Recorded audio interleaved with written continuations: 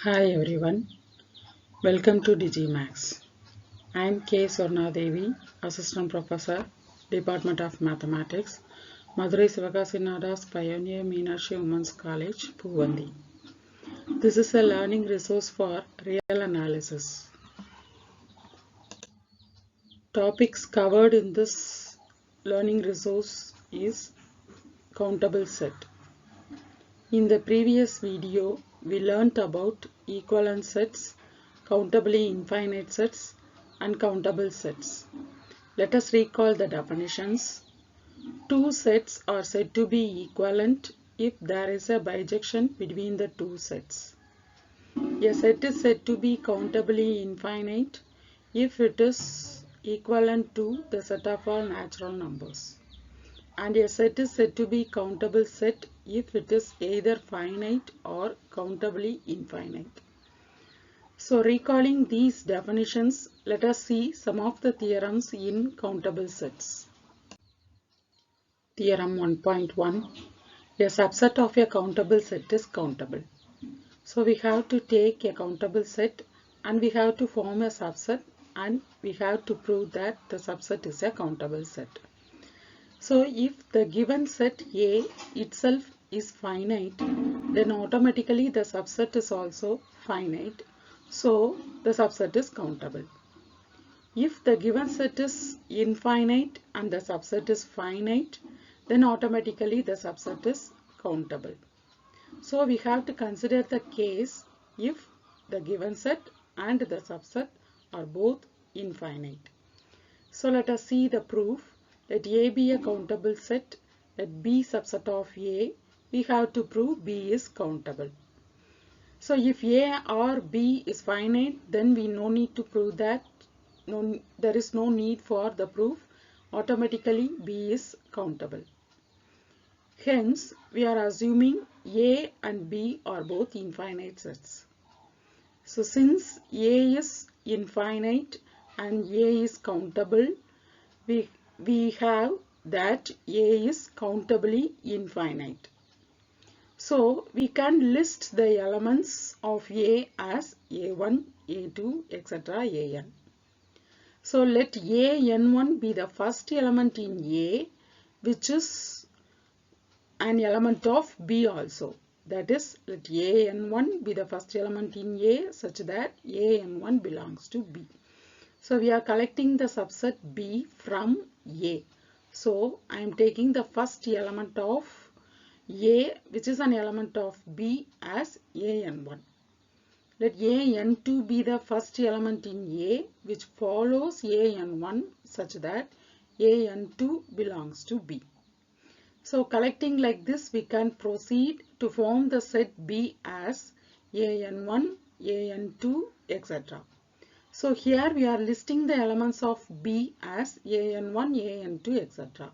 So the elements of B can be labeled by using the elements of N. So B is countably infinite and hence B is countable. Now let us see theorem 1.2. Q plus is countable. What is Q plus? The set of all positive rational numbers. So we are going to prove that Q plus is countable. We very well know Q plus is not finite. It is infinite. So we have to prove that Q plus is countably infinite in order to prove that Q plus is countable. So I have to form a bijection from Q plus to N, or else I can list the elements of Q plus as the first element, second element, etc.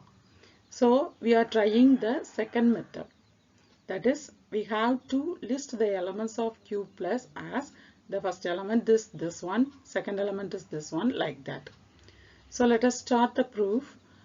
Take all positive rational numbers whose numerator and denominator add up to 2. So we are going to consider all the rational numbers in which if I add the numerator and denominator, the sum must be 2. What are all the rational numbers like this?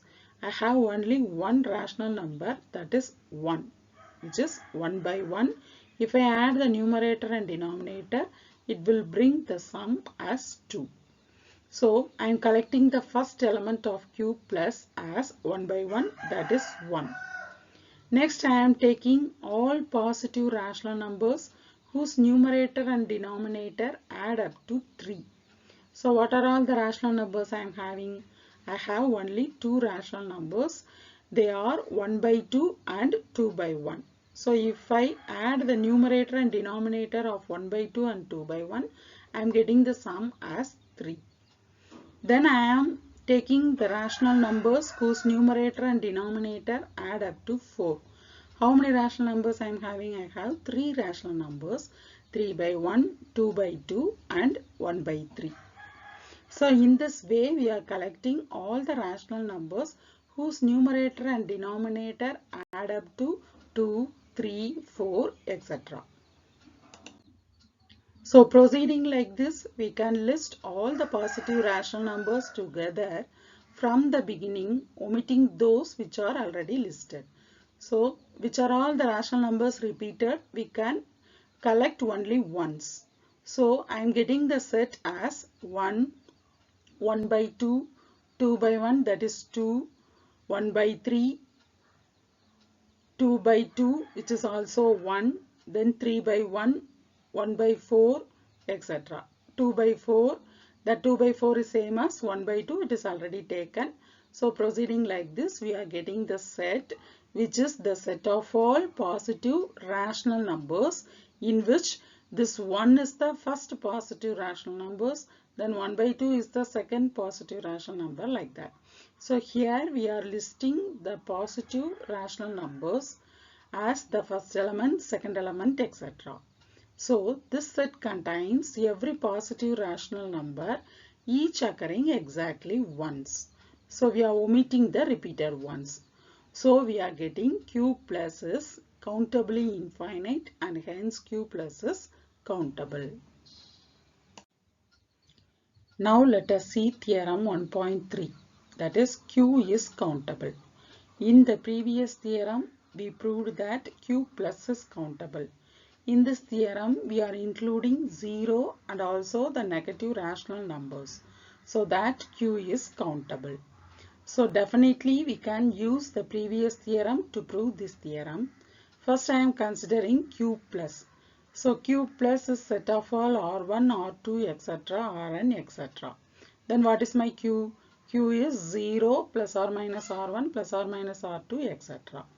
So to prove that Q is countable, I have to prove there exists a bijection from Q to N, or else there exists a bijection from N to Q.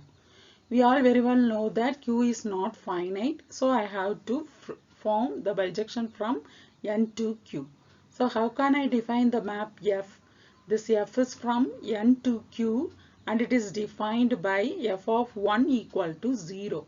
So I am mapping the first natural number 1 to 0 in Q.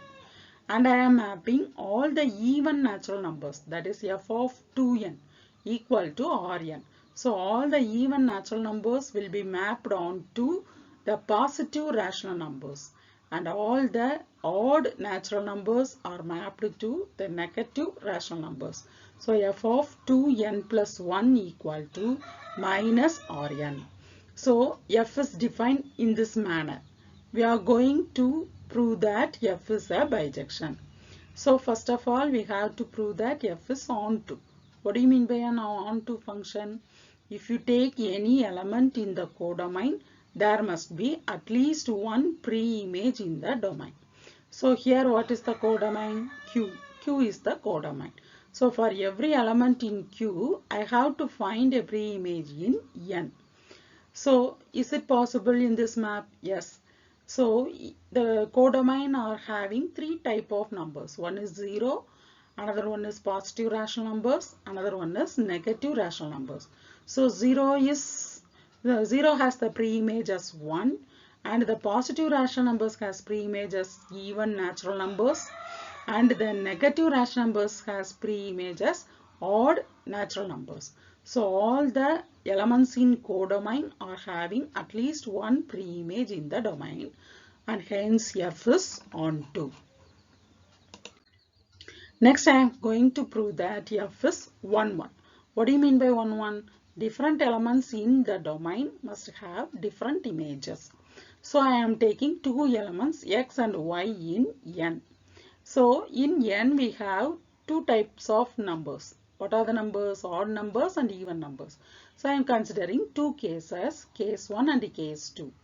So x and y are odd. What happens? Then x is 2n1 plus 1 and y is 2n2 plus 1. So I have to take, if the elements are different, then the images must be different. So I am taking x not equal to y. Then I have 2n1 plus 1 not equal to 2n2 plus 1. Then 2n1 not equal to 2n2, which implies n1 not equal to n2. So from this step I can write minus rn1 not equal to minus rn2, which implies what is my minus rn1? That is f of 2n1 plus 1. And what is minus rn2? That is f of 2n2 plus 1. So I am having the result as f of x not equal to f of y. So if I am taking two distinct elements in domain, I have two distinct images in codomain. So in this case 1, f is 1, 1. Now I am considering case 2. Suppose x and y are both are even. Then x equal to 2n1 and y equal to 2n2. In this case also, if I am taking x not equal to y, then 2n1 not equal to 2n2, which implies n1 not equal to n2, which implies rn1 not equal to rn2, which implies f of 2n1 not equal to f of 2n2, that is f of x not equal to f of y. And there is one more case. What is that case? If I am taking two numbers, one number may be odd and one number may be even. So if x is odd and y is even, then x equal to 2n1 plus 1 and y equal to 2n2. So f of x equal to f of y implies if the images are same, then I have to prove that the elements must be the same. So if the images are same, then I am having f of 2n1 plus 1 equal to f of 2n2, which implies minus rn1 equal to rn2. So a negative rational number is equal to a positive rational number. What will happen? When will it happen? It will happen if both the rational numbers must be 0. So rn1 equal to 0 equal to rn2, which implies x equal to 1. So if rn1 equal to 0 means what is the pre-image for 0? That is 1. So x must be equal to 1 and y must be also equal to 1. So x equal to y. So in all the three cases we have proved that f is 1, 1 and hence f is a bijection. So we formed a bijection from n to q. So we have proved that q is countably infinite and hence q is countable. So next we are going to see the theorem n cross n is countable. So we very well know n is countable. Here we are going to prove n cross n is countable. So how will be the elements of n cross n?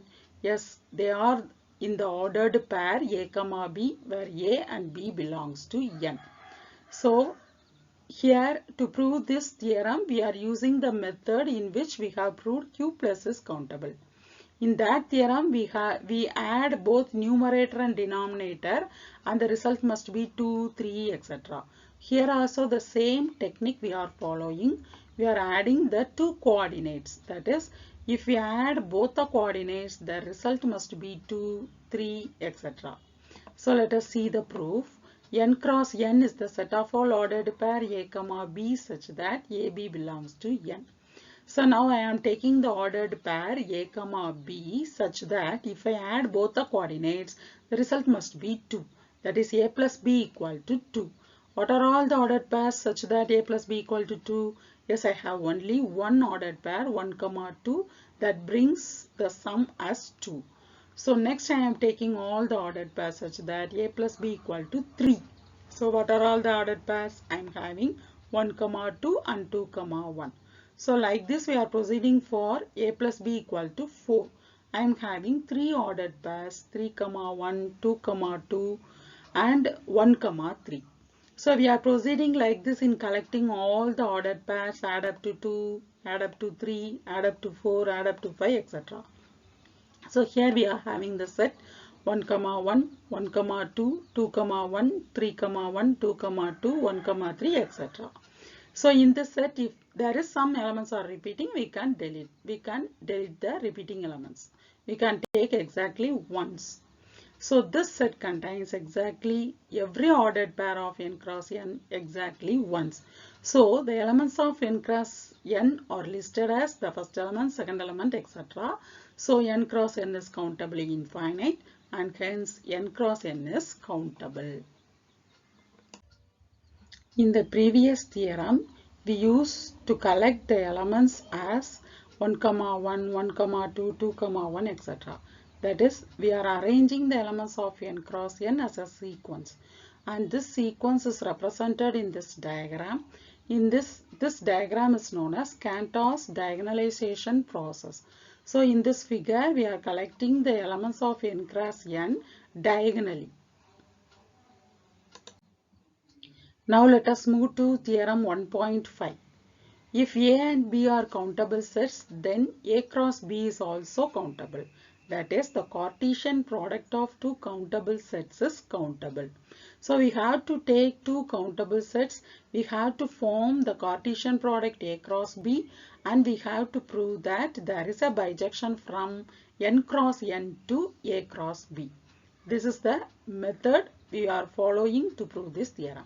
So first I am taking the countable sets A and B. So since they are countable, we can take that as countably infinite, and I am arranging the elements of A as A1, A2, etc., AN, etc., and the elements of B as B1, B2, etc., Bn, etc. So we are defining a function f from n cross n to A cross B by f of I, j equal to ai, bj. So what I am going to prove? I have to prove that f is a bijection. So first I am proving f is 1, 1. So 1, 1 means if the images are same, then the elements must be same. So I am taking two elements, x and y belongs to n cross n. Since x and y belongs to n cross n, they must be ordered pairs. So x equal to p, q and y equal to u, v. If I am taking f of x equal to f of y, then I get ap, bq equal to au, bv, which implies the first components are equal and the second components are equal. So ap equal to au and bq equal to bv. So what will happen? The suffixes must be equal. So p equal to u and q equal to v. Using this I can write the ordered pair p, q is equal to u, v. So I am getting x equal to y.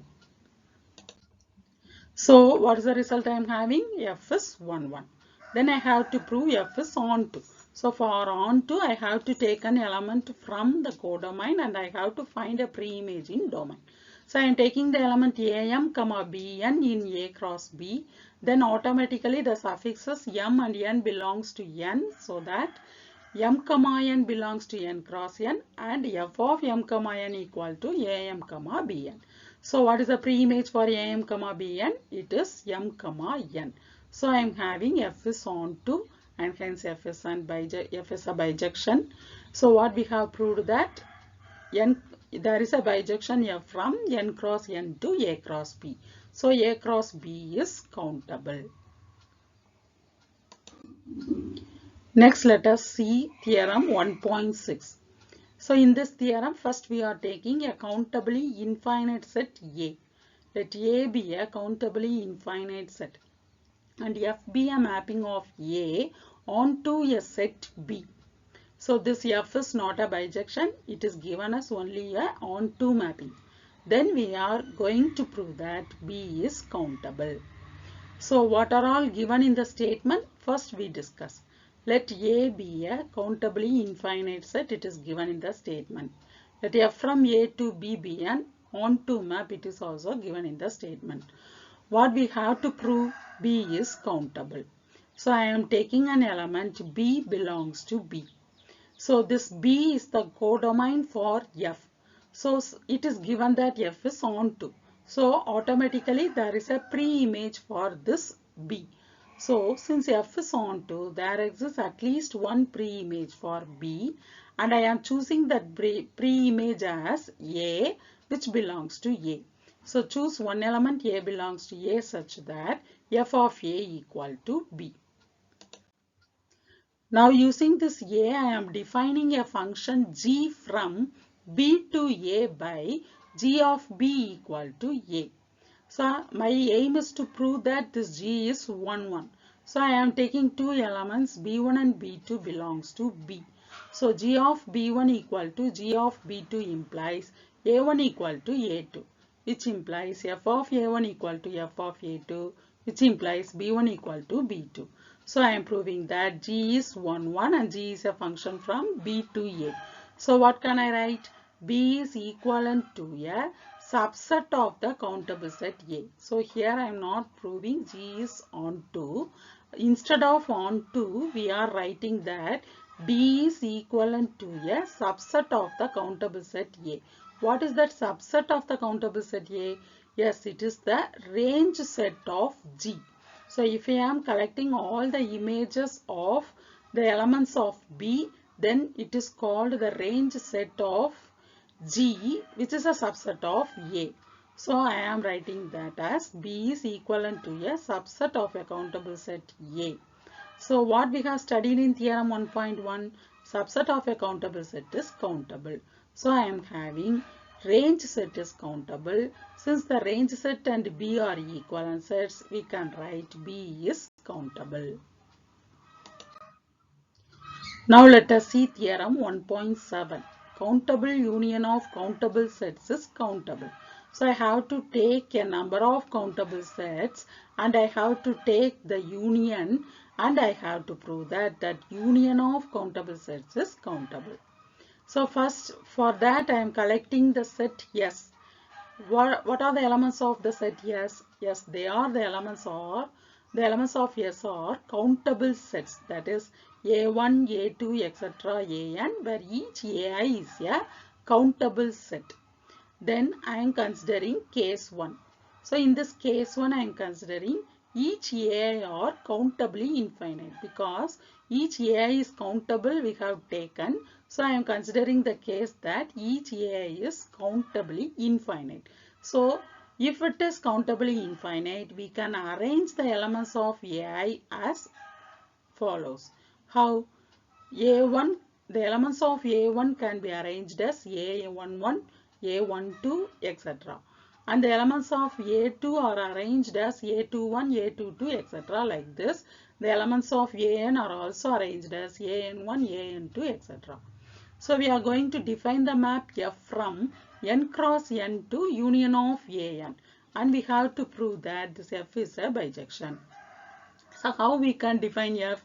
F of I comma j equal to Aij, where Aij belongs to union An. So then for every Aij belongs to union An, the suffix I and j belongs to N. So we can find the pre-image I comma j belongs to N cross N such that Aij equal to F of I comma j. So we are getting the result as F is onto. So if it is onto, then I can use theorem 1.4. That is the theorem 1.4. What is this theorem states? N cross N is countable. So I can find N cross N is countably infinite. So in previous theorem what we have said, yeah, if F is onto, then B is countable. So by using that result, union An is countably infinite and hence union An is countable. So we have proved the result in this case 1, whereas each AI is countably infinite. Now let us see case 2. If each AI is countable, then for each I we have to select a set Bi such that Bi is a countably infinite set and AI subset of Bi. That is, we have to find a countably infinite set which is larger than or equal to the set AI. Then what will happen? If you take union of all AI, then it must be a subset of union of all Bi. So union Bi is countable. We already proved in theorem, in case 1. So we can find union AI is also a countable. What is the result we are using here? We are using the subset of a countable set is countable. So we are having in both the cases union AI is countable. Thank you.